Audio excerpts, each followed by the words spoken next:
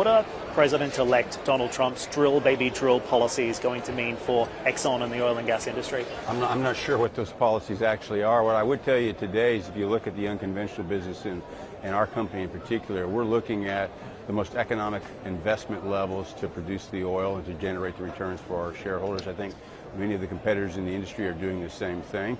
I think the opportunity for the Trump administration is looking a little further into the future. Additional access to acreage is going to be really critical within the U.S. to make sure that as we head down the depletion curve in the unconventional business, that the industry has access to additional resources to develop to offset that depletion that naturally occurs when producing oil.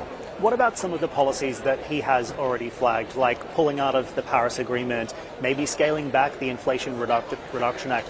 On the Inflation Reduction Act, this is something that you have previously said you were supportive of, something that was a catalyst for Exxon to push forward some of its own climate agenda. Do you see that as a big step back, a significant step back for the global climate agenda? Well, I don't think any of that's happened yet. I would say on the IRA, we were supportive of that and like the fact that as they focused on reducing emissions, they focused on setting targets for carbon intensity. We think that's the right way to address emissions reductions, and we would continue to advocate that. As long as the country is looking to reduce emissions, that's a good way of doing it.